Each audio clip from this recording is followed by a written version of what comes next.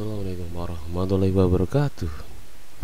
Salam sehat untuk kita semuanya. Pada pertemuan kali ini kita akan sedikit membahas tentang penyakit-penyakit yang berhubungan dengan hematologi. Ya, apa itu hematologi? Jadi hematologi itu adalah berkaitan dengan sistem darah kita, ya. Entah nanti bagaimana penyakitnya, mungkin beberapa ataupun ada yang sudah kita bahas di pertemuan sebelumnya, ya, karena ini berkaitan dengan darah. Ada beberapa penyakit ya, yang dikaitkan dengan sistem hematologi. Yang pertama ada anemia, kemudian leukemia, hemofilia, leukopenia, polisitemia, multiple myeloma, limfoma maligna. Ya, kita akan membahas satu persatu. Yang pertama anemia. Kemarin kita juga sudah membahas tentang anemia ini, di mana anemia adalah kurangnya hingga di bawah nilai normal jumlah eritrosit, kuantitas Hb dan volume hematokrit. Ya, tanda-tanda gejala umumnya biasanya nilai eritrositnya jika kurang dari 3,8 juta per mililiter. Kadar Hb dalam darah kurang dari 10 gram per desiliter. Kemudian nilai hematokritnya kurang dari 30%. Menunjukkan kepucatan, lemah atau kelemahan, kemudian terjadi hipoksemia, ya, ataupun kekurangan oksigen yang mengakibatkan takikardi, takipenia pendek dan cepat, sakit kepala, iskemik miokardium, kemudian shock dan penurunan kesadaran. Itu tanda-tanda dan gejala umum. Kemarin kita juga sudah membahas ini. Nah, klasifikasinya nanti ada didasarkan beberapa hal. Yang pertama morfologi bentuknya, ya. Ada normokromik, normositik. Ini jika kehilangan darah akut atau terjadi hemolisis, pemecahan hemoglobin atau pemecahan darah. Kemudian terjadi penyakit kronis seperti infeksi, gangguan endokrin, gangguan ginjal, kegagalan sumsum tulang belakang, ya. Ini yang normokromik, normositik. Kemudian normokromik makrositik. Ini jika terjadi gangguan sintesis DNA. Kemudian bisa juga karena defisiensi B12 atau asam folat, dan dikarenakan karena pengobatan kemoterapi. Jadi pengobatan kemoterapi juga bisa membawa efek samping berupa ini, ya, anemia normokromik makrositik. Yang ketiga ada hipokromik mikrositik, ya. Ini dikarenakan karena defisiensi zat besi, ya, kemudian kehilangan darah kronis, gangguan sintesis globin seperti pada penyakit talasemia. Ini juga bisa jadi karena adanya kanker, ya.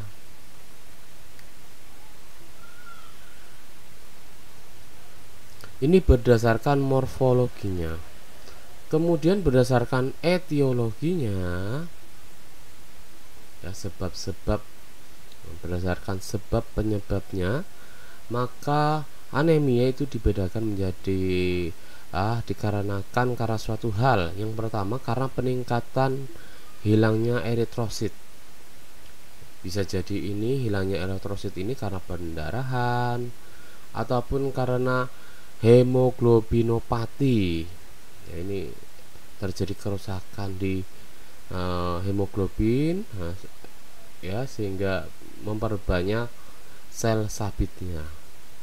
Kemudian gangguan sintetis globin, ya, seperti contohnya talasemia. Kemudian defisiensi enzim, contohnya kekurangan glukosa 6-fosfat atau glukosa 6-fosfat dehidrogenase.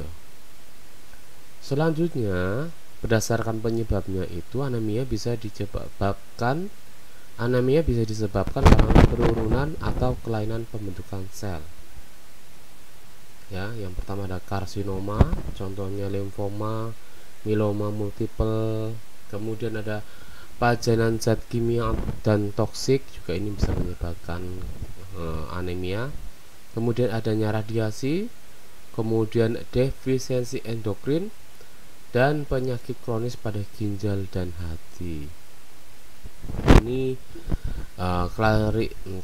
Ini klasifikasi anemia berdasarkan penyebabnya, etiologi. Tanda dan gejalanya seperti yang kemarin kita juga sudah bahas ya, ada mungkin pusing, sakit kepala, kemudian namanya pening gitu ya, kemudian matanya bisa menjadi kuning, terjadi kepucatan, kemudian kulitnya menjadi dingin, kemudian kuning juga, kemudian nafasnya menjadi pendek, kemudian ototnya menjadi lemah. Nah, kemudian di intestinalnya, di pencernaannya juga terjadi perubahan ya. Kemudian di hatinya ataupun di jantungnya ya terjadi palpasi, kemudian jantungnya berdetak cepat, terjadi mungkin sakit-sakit di punggung ya, ataupun bisa terjadi serangan jantung. Tapi tekanan darahnya, pembuluh darahnya ini sangat kecil, itu anemia. Kita akan membahas beberapa jenis anemia. Yang pertama, anemia aplastik. Ini anemia berupa atau dikarenakan karena sumsum tulang belakang tidak dapat memproduksi sel-sel darah dalam jumlah yang cukup. Ya, ini dikarenakan juga mengalami pantisopena atau kekurangan semua sel darah. Penyebabnya penyakit lupus ya, atau autoimun atau autoimun. Kemudian karena agen antinoplastik. Kemudian ada karenakan terapi radiasi, antibiotik tertentu, zat kimia seperti benzen dan insektisida. Kemudian dikarenakan oleh virus atau penyakit ya yang disebabkan oleh virus, contohnya HIV atau hepatitis virus. Ini anemia aplastik. Jadi sumsum tulang itu tidak dapat memproduksi sel-sel darah dalam jumlah yang cukup. Yang kedua, anemia defisiensi besi. Ini seperti yang kita bahas kemarin, ini yang lebih berkaitan dengan gizi ya di situ. Ya, karena zat besi merupakan komponen pembentuk sel darah merah. Jadi jika kurang, maka hemoglobinnya juga kurang. Ya. Normalnya untuk zat besi ini itu hanya dibutuhkan 0,5 mg per mililiter.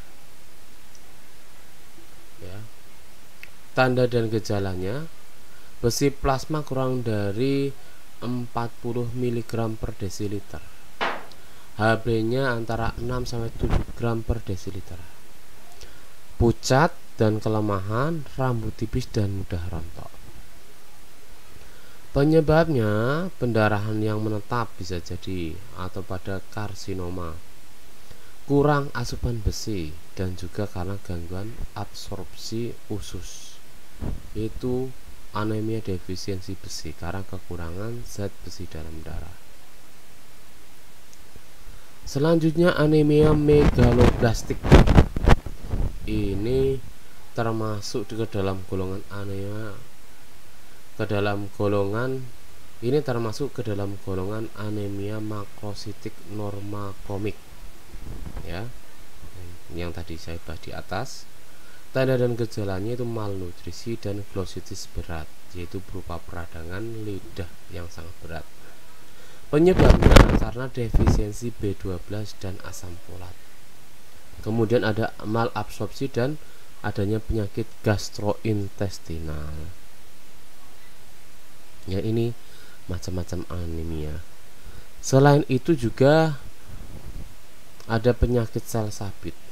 Ya, ini terjadi jika hemoglobin itu terpecah ataupun rusak akibat kelainan struktur hemoglobinnya.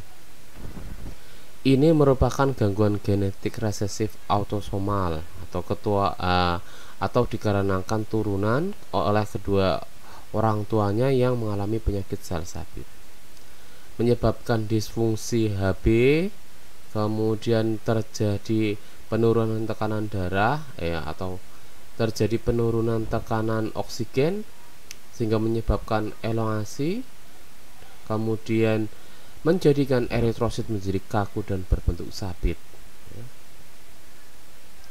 Setelah membentuk sabit menumpuk, menyebabkan penyumbatan pembuluh darah dan ini bisa mengakibatkan infrak organ.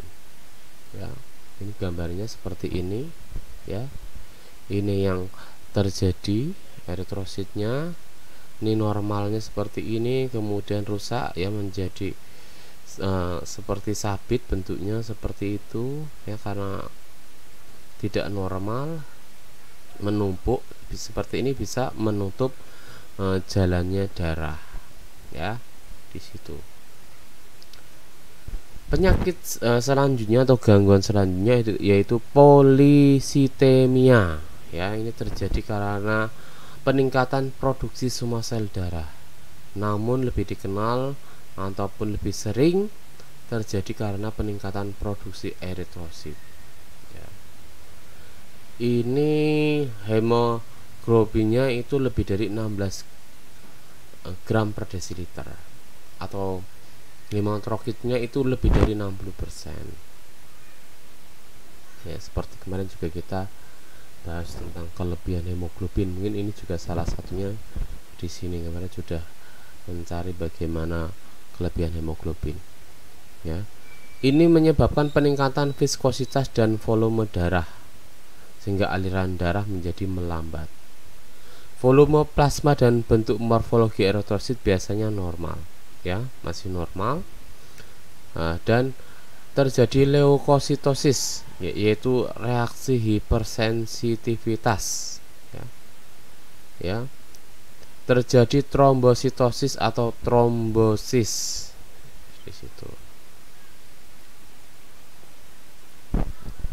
Penyakit selanjutnya leukopenia merupakan suatu kondisi di mana jumlah leukosit menurun dalam darah. Jumlahnya kurang dari 4.000 per mililiter kubik per milimeter kubik ya. Ini bisa menyebabkan terjadinya kegagalan pembentukan leukosit termasuk akibat dari anemia aplastik ya.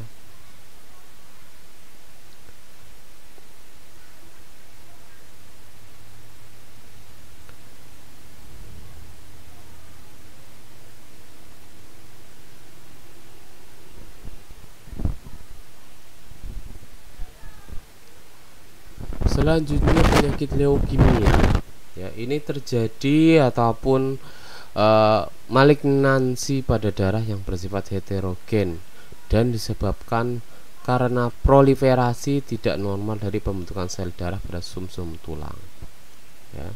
Jadi sel-sel darah tidak terbentuk sempurna di dalam tulang belakang kita sehingga menyebabkan malignansi.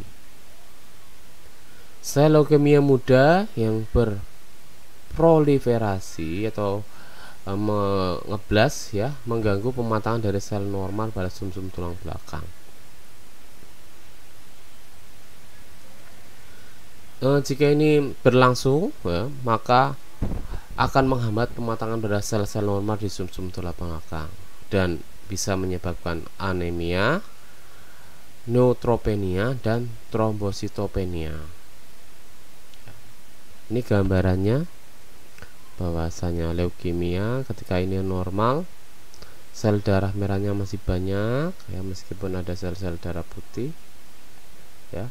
Tapi ketika terjadi leukemia maka sel darah putihnya itu yang lebih banyak daripada sel darah merah. Sel darah merahnya sangat sedikit. Untuk penyebab leukemia tersendiri belum bisa diketahui secara pasti, atau mungkin nanti kalau kita mencari jurnal-jurnal terbaru bisa dipastikan, ya. Kemudian faktor resiko yang terkait yaitu individu dengan kelainan kromosom, ya, contohnya sindrom Down atau Down syndrome. Faktor lingkungan seperti paparan radiasi dosis tinggi, karena ini leukemia itu juga disebut sebagai kanker darah. Bisa jadi terjadi karena zat kimia, contoh benzen, arsen, pestisida, dan agen antineoplastik, ya, itu. Ini klasifikasinya mungkin tidak perlu.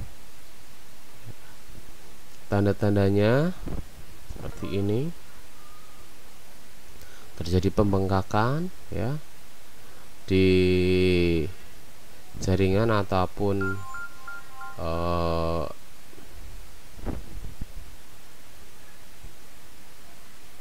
organ pembentuk limfosit.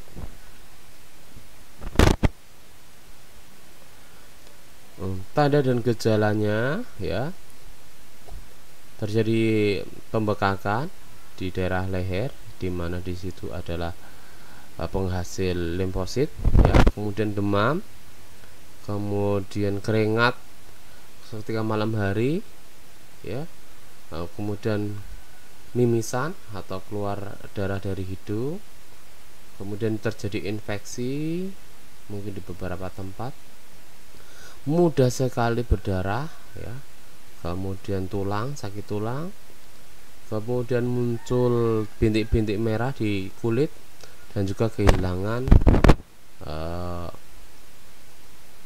berat badan, ya.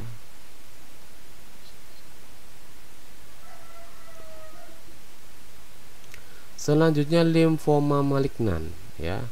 Ini dikarenakan karena keganasan sistem limfatik, hampir sama dengan leukemia tadi, ya. Penyebabnya juga belum pasti diketahui. Faktor resikonya itu imunodefisiensi, ya, karena penurunan kekebalan tubuh, ya, ataupun dikarenakan karena paparan zat kimia, bisa jadi karena herbisida, pestisida, dan benzema. Tanda-tanda dan gejalanya terjadi pembesaran kelenjar getah bening, ya, penurunan berat badan, nyeri abdomen, dan hematosis melena.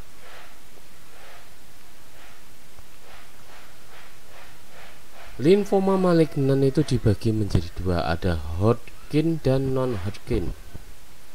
Ya, kalau Hodgkin itu terjadi pada usia 18-35 tahun dan juga lebih dari 50 tahun. Gejalanya sangat bervariasi, mulai dari demam persisten, keringat malam hari, pembesaran kelenjar getah bening, dan mudah lelah sampai penurunan berat badan. Kalau non-Hodgkin, ya, ini terjadi sebagian besar pada usia pertengahan 50 tahun. Ini banyak atau dikarenakan karena limfoma ini menyerang limfosit B. Ini kanker limfoma, ya, limfoma malignan ini gambarannya. Selanjutnya mieloma multiple merupakan suatu kelainan sel plasma neoplastik yang berasal dari satu klon atau monoklonal sel plasma. Proliferasi sel plasma imatur dan matur dalam sumsum tulang.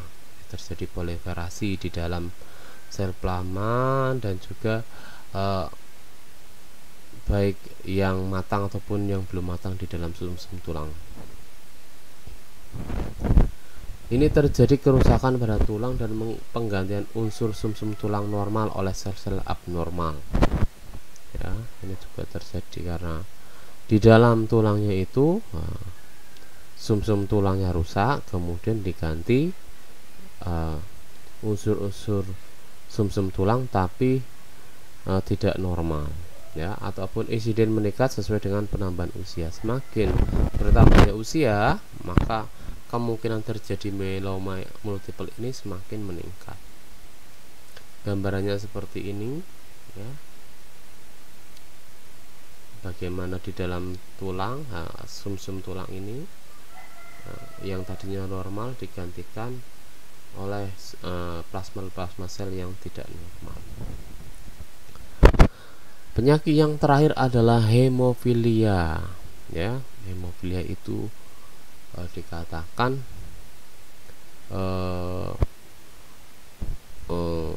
darahnya, hemofilia itu dikatakan sebagai susah terjadinya pembekuan darah ya.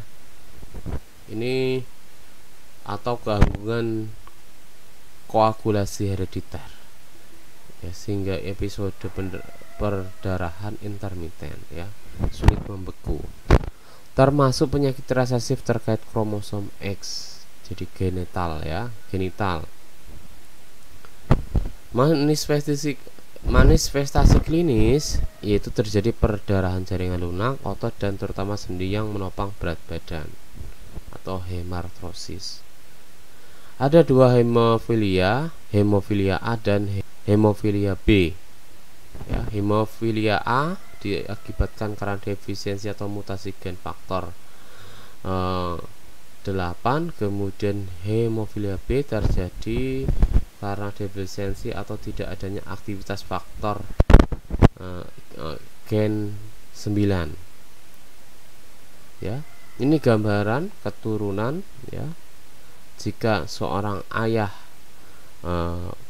mengalami hemofilia dan menikah dengan ibu yang normal, maka kemungkinan akan membawa ataupun menurunkan sifat pembawa pada salah satu atau dua anaknya ya. Sementara yang lain bisa jadi normal ya. Dan ini yang lebih cenderung diturunkan adalah kepada anak perempuan ya, karena yang membawa adalah faktor X-nya. Sementara ketika seorang ayah yang normal menikah dengan seorang perempuan pembawa, ini bisa jadi akan menurunkan seorang anak laki-laki yang terkena hemofilia dan juga anak perempuan yang membawa faktor ya hemofilia menjadi karier. Di situ itu penyakit-penyakit yang berkaitan dengan hematologi ya. Silahkan nanti dipelajari lebih lanjut. Jika ada pertanyaan silahkan ditanyakan. Terima kasih. Assalamualaikum warahmatullahi wabarakatuh.